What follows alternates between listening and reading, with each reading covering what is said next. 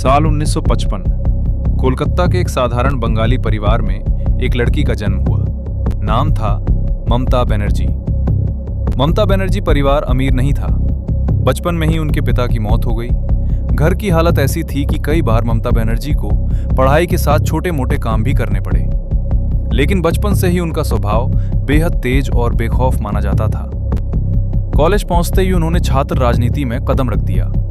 धीरे धीरे कांग्रेस पार्टी में उनका नाम बढ़ने लगा। फिर आया साल 1984। सिर्फ 29 साल की उम्र में ममता बनर्जी ने बंगाल के बड़े कम्युनिस्ट नेता सोमनाथ चटर्जी को चुनाव में हरा दिया। ये जीत पूरे देश के लिए चौंकाने वाली थी, क्योंकि उस समय पश्चिम बंगाल में वामपंथी सरकार का लगभग पूरा दबदबा था। ममता बनर्जी की पहचान बाकी नेताओं से अलग थी। सफेद सूती साड़ी, हवाई चप्पल और सड़कों पर आक्रामक प्रदर्शन।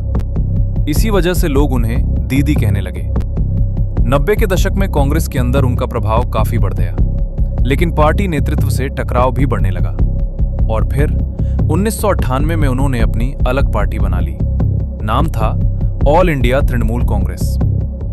ऑल इंडिया तृणमूल कांग्रेस शुरुआत में कई लोगों को लगा कि ये पार्टी ज्यादा समय तक नहीं चलेगी, लेकिन ममता बनर्जी लगातार रेल रोको आंदोलन, धरने और बड़े बड़े विरोध प्रदर्शन करती रहीं।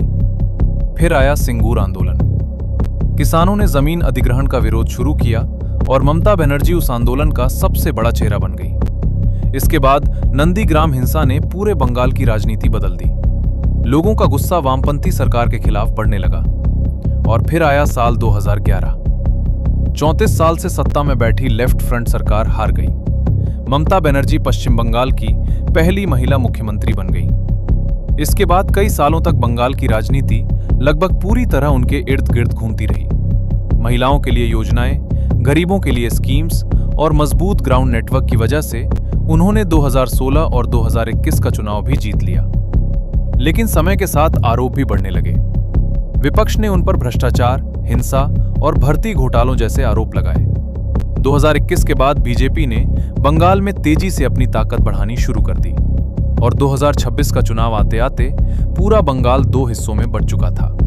एक तरफ दीदी के समर्थक और दूसरी तरफ उनके खिलाफ उठती एंटी इनकम्बेंसी लहर। और यहीं से शुरू हुआ ममता बनर्जी के राजनीतिक करियर का सबसे बड़ा संघर्ष।